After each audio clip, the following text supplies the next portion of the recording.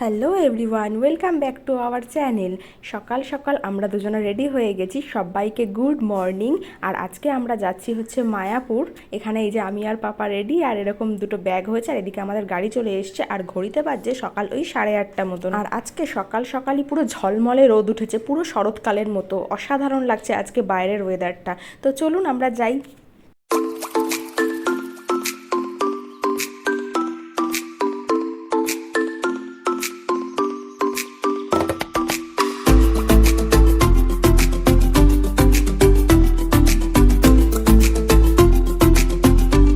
আমরা এখন হাইওয়েতে উঠে গেছি। এটা হচ্ছে বারাসাত কৃষ্ণনগরের যে কল্যাণী হাইওয়েটা, ওটা। আর রাস্তাটা না নতুন হয়েছে, তাই জন্য অসাধারণ লাগছে। আর আমাদের পৌঁছতে মোটামুটি 2 ঘন্টা মতো লাগবে। এর আগে এই রাস্তাটা ভীষণই খারাপ ছিল, মানে 2 ঘন্টারটা 4 ঘন্টা লাগতো। আর ওয়েদারটা জাস্ট অসাধারণ, মানে কি বলবো, ক্যামেরায় কতটা বোঝা যাচ্ছে বুঝতে পারছি না, কিন্তু এই বছরে এই আজকেই ফার্স্ট ফিল করলাম যে শরৎকাল যে চলে এসছে। এই হাইওয়েটার এখন নাম হয়েছে NH-12। আমি আজ থেকে প্রায় 6-7 বছর আগে এই রাস্তা ধরেই বাইকে করে মায়াপুর গেছিলাম, কিন্তু তখন এত বাজে রাস্তা ছিল। কিন্তু এখন এই এমসের জন্য রাস্তাটা এত সুন্দর করেছে, মানে কোনো জার্নি করছি যে যাচ্ছি সেটা মনেই হচ্ছে না। আমরা মোটামুটি রানাঘাট পৌঁছে গেছি। এই যে রানাঘাটের এই মনোরমা হসপিটাল, এটা খুব ফেমাস আর কি। আসলে এইদিকে সেরকম বড় কোনো হসপিটাল বা নার্সিংহোম নেই, আছে ছোটোখাটো। এদিকের লোক বেশিরভাগই মানে বেশি সিরিয়াস কিছু হলে কল্যাণীতেই যায়, সেইখানে এটা আর কি নতুন হয়েছে, শুনেছি খুবই ভালো আর কি।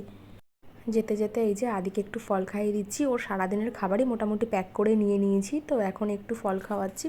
আদিকে নিয়ে প্রথম আমরা কোথাও একটু ঘুরতে যাচ্ছি আর কি। ওর যেহেতু এখন 1 বছর হয়ে গেছে, টুকটাক ও খেতে পারে বাইরের খাবার, বা ও ঘুরতে চায়, তার জন্যই নিয়ে যাচ্ছি। দেখি আজকে কেমন পারফরমেন্স দেয় আর কি। তো তারপরে অন্য কোথাও ঘোরার প্ল্যান করতে পারবো।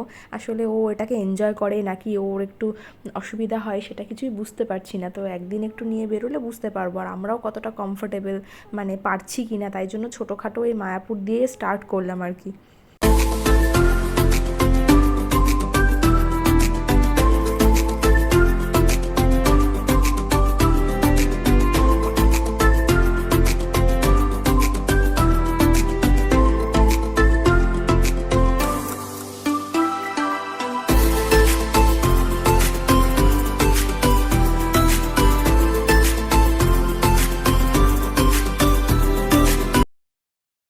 এই যে খেয়ে দিয়ে তারপরে ড্রেস চেঞ্জ করে দিয়েছিলাম, খাবার পড়েছিল।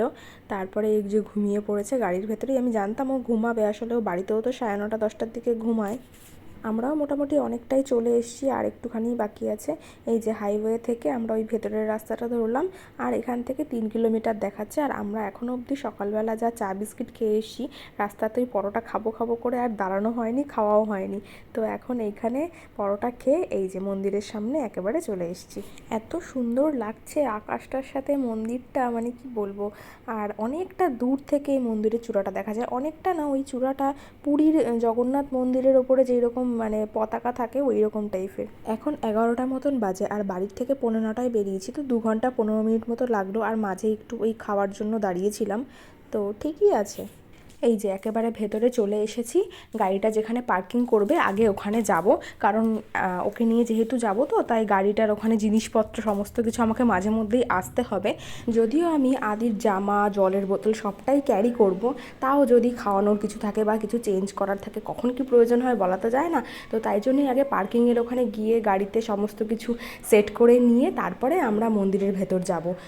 আর এই দিকটা দিয়ে না আমি এইবার প্রথম ঢুকলাম, এর আগে যতবারই এসেছি মেন গেট দিয়েই ঢুকেছি আর কি। তো এই দিকে দেখছি যে প্রচুর থাকার আর কি জায়গা। এই বিল্ডিংগুলোতে কোনোটা অফিস রুম আছে, কোনোটা আবার সেবাশ্রম আছে, আবার বিভিন্ন মানে থাকার জায়গা আছে, গেস্ট হাউস মতন। তো অনেক বিভিন্ন আর কি ভাগে ভাগে করা সমস্ত কিছু। আর ভেতরে তো এদের সংস্থার যে দোকানগুলো, মানে এখানকার লোকেরা যেই দোকানগুলো দিয়েছে আর কি, খাওয়ার, জামা কাপড়ের, কসমেটিক্সের বা খেলনার, বিভিন্ন রকমের দোকান এখানে আছে। আর আজকে এখানে মনে হয় কোনো একটা অনুষ্ঠান মতন আছে। একটা জায়গাতে দেখলাম প্যান্ডেল করে খুব সুন্দর আর কি সাজিয়েছে। কিছু কিছু জায়গাতে গাছপালাতে ভর্তি, এত সুন্দর ছাওয়া আর নিলিবিলি, এত ভালো লাগছে। আর আগে আমি যতদূর জানতাম যে খাবারের ব্যবস্থাটা একটা জায়গাতেই হয়, কিন্তু দু রকমের হয়, একটা খিচুড়ি আর একটা রাজভোগ, যেটাতে ভাত রাত আর কি দেয়। কিন্তু এইবার দেখছি যে বিভিন্ন জায়গাতেই মানে বিভিন্ন জায়গাতে না, 3 জায়গাতে দেখলাম। একটা জায়গাতে দেখলাম প্যান্ডেল করে খাওয়াচ্ছে, সেখানে হচ্ছে গিয়ে পুরো ফ্রিতে। আর আরেকটা জায়গাতে দেখলাম 40 টাকা 50 টাকা এরকম লেখা, আলাদা একটা মানে অনেকটাই দূরে। আর আমরা যেখান থেকে আবার করেছি সেখানে দেখলাম 80 টাকা আর 150 টাকা। তো বুঝতে পারছি না মানে কেন এরকম আলাদা আলাদা। আর আমরা পার্কিংয়ের সময়ই করে ফেলেছিলাম আমাদের টোকেনটা, সেখানে 80 টাকা আর 150 টাকাই ছিল। আর তারপরে এসে এদিকে ঘুরতে ঘুরতে দেখলাম যে বিভিন্ন জায়গাতে এরকম রয়েছে। এখন যেহেতু বড় মন্দিরের কাজ চলছে, তাই জন্য চারিপাশ ঘেরা রয়েছে। তারপরে কাজ চললে যেটা হয় আর কি, সমস্তটা মানে মাঝখানে খুব সুন্দর যে গার্ডেন টাইপের ছিল, যেখান দিয়ে আর কি এই মন্দির থেকে ওই মন্দিরে যাওয়া যেত, তো সেইগুলো এখন কিছুই নেই, অনেকটা ঘুরপথে যেতে হচ্ছে। তো এই যে আমরা চলেই এসেছি পার্কিংয়ে, আর এটা হচ্ছে মন্দিরের পেছন সাইডটা। তো চলুন এবার যাই। আর ভেতরে তো ক্যামেরা ফোন কিছু অ্যালাউ নেই, তো মন্দিরের ভেতরে কোনোভাবেই ভিডিও করতে পারবো না।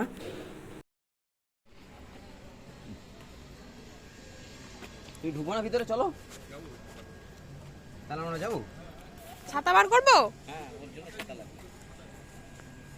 আর আজকে যা রোদ উঠেছে, মানে ভাগ্যিস ছাতাটা নিয়ে এসেছিলাম। এগুলো হচ্ছে সমস্ত থাকার জায়গা। এখানে যে গেস্ট হাউসগুলো আছে এইগুলো বুকিং করতে গেলে আগে থেকেই করতে হবে। আর এখন হচ্ছে এসি 2000 1500 এইরকম, এক একটা এক এক রকম। আর নন এসি 600 থেকেও আছে, কিন্তু এবার রুম বুঝে। আর এইরকম হয় না যে 1 ঘন্টার জন্য বা 2 ঘন্টার জন্য।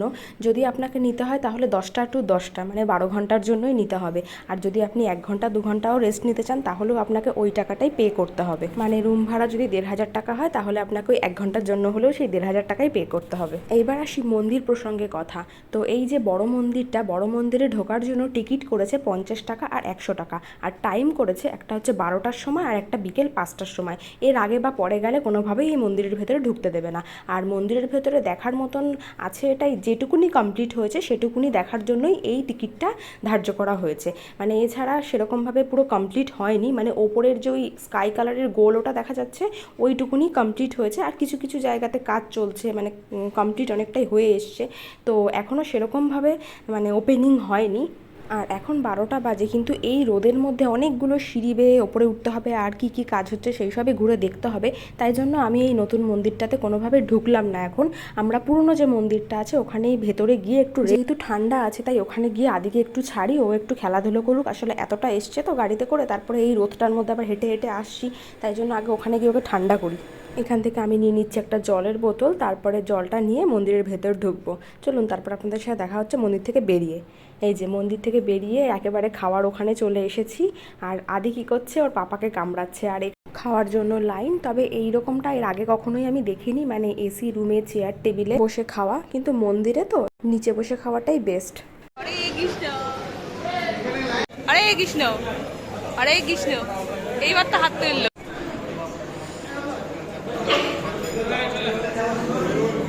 এই যে আমরা ভেতরে চলে এসেছি, আর এখানে আমরাও খাবো আর ছেলেকেও একটু কিছু খাইয়ে দেবো।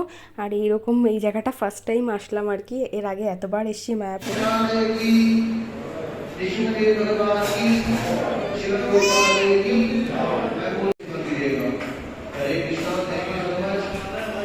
ফার্স্টেই সমস্ত জায়গাতে হরে কৃষ্ণর নাম নিয়ে তারপরেই খাবার খাওয়া হয়, এবং খাওয়ার শেষেও হরে কৃষ্ণর নাম নিতে হয়। তো সেটাই হচ্ছিল। আর ছেলে তখন বাদবাকি আপেলটা খায়নি, তো সেটা এখন খাইয়ে দিচ্ছি। আর মাঝখানে ওকে দুপুরের লাঞ্চটা করিয়ে দিয়েছিলাম। এই যে আমাদের দিয়ে দিয়েছে থালা, আর থালার উপরে কলা পাতা আর অনেকগুলো বাটি দিয়েছে।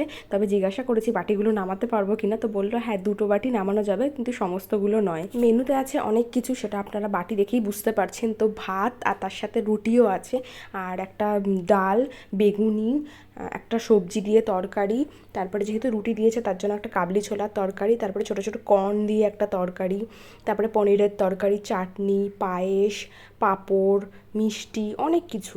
কিন্তু রাজভোগ নেওয়ার যে মূল উদ্দেশ্য সেটা হচ্ছে যে পোলাও। এইখানের মানে কোনো ঠাকুরের স্থানের পোলাওটা খুব টেস্ট হয়, কিন্তু এখানে পোলাওটাই মিসিং আর কি, পোলাও দেয়নি। তো ঠিক আছে, কিন্তু তবুও যতই আমরা এখানে বসে এত কিছু খাই, মানে খেয়ে শেষ করতে পারছি না এত কিছু, কিন্তু তাও সেই বসে খাওয়াটা খুব মিস করছি। বসে ওই রকম তাড়াহুড়ো করে ওই ঠেলা গাড়িতে করে করে খাবার দিয়ে যায়, মানে ওটা এত সুন্দর লাগে দেখতে। তো যাই হোক, আমাদের খাওয়া দাওয়া হয়ে গেছে। খাওয়ার পর ভেবেছিলাম মন্দিরে গিয়ে বসবো, আর মন্দিরের ভেতরটা এত সুন্দর ঠান্ডা, তো আদি যদি একটু ঘুমায় কোলে ঘুমিয়ে পড়বে, কিন্তু গিয়ে দেখি সমস্ত মন্দির বন্ধ, আবার 4টের সময় খুলবে। তো তাই জন্য এইখানে একটু ছাওয়া আছে এই মাঠটার কাছে, এইখানটায় বসে আছি, কিন্তু ছেলে কিছুতেই ঘুমাচ্ছে না। আসলে একটু গরমও লাগছে, তাই জন্য ঘুমোতে পারছে না। সেই জন্যই আমরা একটা রুমের জন্য খুঁজছিলাম আর কি 1 ঘন্টার জন্য।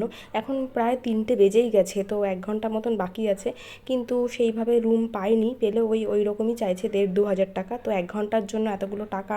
তো তাই জন্য এখানে একটু টাইম কাটাচ্ছি এদিক ওদিক ঘুরে। 4টের সময় মন্দিরের ভেতরে ঢুকে গেছিলাম, আর ওখান থেকে বেরিয়েছি ওই 6টা 6:30। তো বেরিয়েই আমরা যাচ্ছি এইদিকে এই গোশালার এদিকটা ঘুরতে, যেখানে আর কি গরু দেখা যায়। আর যেতেই এই বাদিকে দেখলাম প্যান্ডেল করে, এখানে শুনছি যে পুরো একদম ফ্রিতে খাইয়েছে। আর তারপরেই রয়েছে কতগুলো রিসর্ট। এই রিসর্টগুলো নতুন হয়েছে, এর আগে দেখিনি। এই রিসর্টগুলো দেখে এত সুন্দর লাগছে, মানে গিয়ে জিজ্ঞাসা করতে গেছিলাম যে কিভাবে বুকিং করতে হয়, কত টাকা লাগে। তো কেন কি তাহলে এখানে আর কি নাম্বার নিয়ে যেতাম, কিভাবে বুকিং করব সবটা জেনে যেতাম।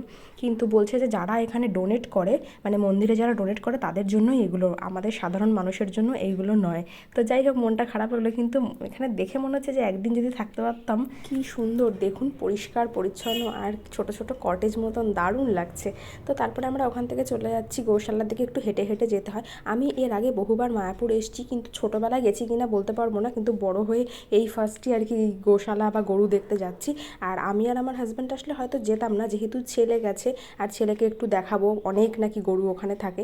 আর ও যেহেতু কাউ দেখতে পছন্দ করে, রাস্তায় বেরোলেই কাউ দেখাই, সেই জন্যই আর কি খুব উৎসাহ সহ আর কি ওকে নিয়ে আসা এখানে। তো এই যে ঢোকার মুখে একটা দোকান দেখতে পারলাম, এখানে হচ্ছে এখানকার গরুর দুধের ঘি, ক্ষীর, দই এই সমস্ত পাওয়া যাচ্ছে। তো অনেকেই দেখছি কিনছে। অ্যাকচুয়ালি কি এখানের যেটা আর কি পাওয়া যাচ্ছে পুরোটাই খাঁটি, এখানেরই মানে গরু, এখানেরই দুধ। এমনিতেও এই মন্দিরে যা জিনিসপত্র পাওয়া যায়, মানে প্রসাদের জিনিস, তারপরে কেক বা যে স্ন্যাক্সের দোকানগুলো আছে, সমস্ত কিছু এখানেই বানানো হয়। মানে বেকারির জিনিসপত্রগুলো এখানেই বানানো হয়। আর এদের প্রসাদগুলোর বা এখানে যা যা বিক্রি হয়, এগুলোর টেস্টটাও একটু অন্যরকম, মানে দোকানের থেকে একটু আলাদা। আর এইখানে ভেতরে না কয়েকটা জায়গাতে মানে গরুর খাবারের মতো গোল গোল বলের মতো বিক্রি করছে। তো যে চাইছে, মানে আমরা ধরুন দেখতে গেছি, তো ওইগুলো কিনে আমরা চাইলে গরুকে খাওয়াতে পারি। এই বাবা, কাউ কোথায়? কত কাউ, কতগুলো কাউ। হয়ে গেছে, এবার আমরা ব্যাক করব। আর মন্দিরের ভিতরে 4টে থেকে পুরো 6টা অবধি ছেলে 2 ঘন্টা ঘুমিয়ে নিয়েছে। এবার ওর খাওয়ারও টাইম হয়ে গেছে, তাই একটু তাড়াতাড়ি করেই এখানটা ঘুরে নিচ্ছি। এখান থেকে ঘুরে ডিরেক্ট গাড়ি যেখানে আছে ওখানে চলে যাব, তারপরে আগে ওকে খাওয়াবো।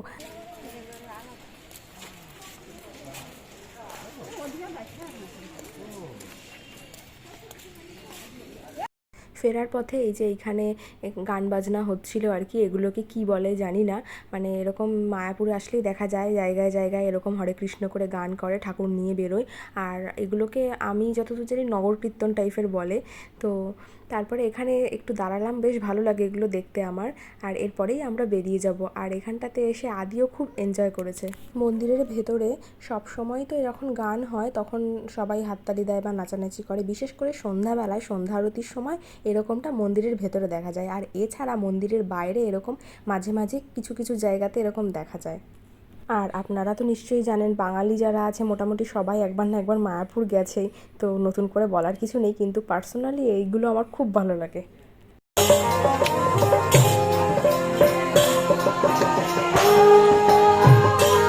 বলে বাবালে, কারো কারো, হ্যাঁ ঠাকুর, করো করো।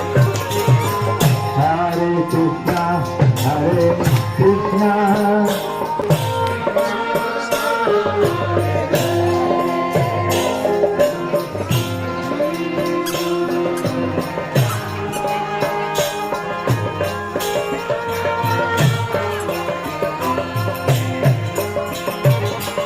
ব্যাস, তো হয়ে গেল আমাদের ঘোরা, আমরা গাড়িতে উঠে পড়েছি। এই যে সকালবেলা বলছিলাম না এখানে আজকে একটা কিছু অনুষ্ঠান আছে প্যান্ডেল করা, এই যে এইখানটাতে সে অনুষ্ঠানটা হচ্ছে, খুব সুন্দর লাইট দিয়ে সাজিয়েছে।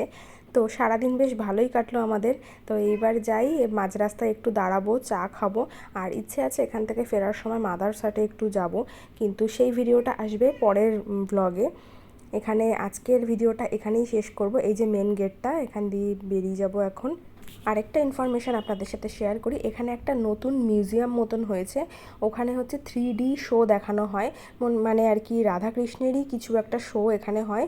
তার টিকিট হচ্ছে 40 টাকা, আর মনে হয় খুব একটা বেশি টাইম না, 15 মিনিট মতন।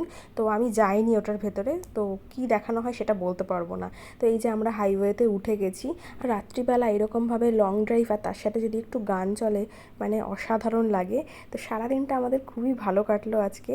আর ভিডিওটা এখানেই আজকে শেষ করব। যদি কোথাও ভালো লেগে থাকে please like, comment, share and subscribe. দেখা হচ্ছে পরের ভিডিওতে।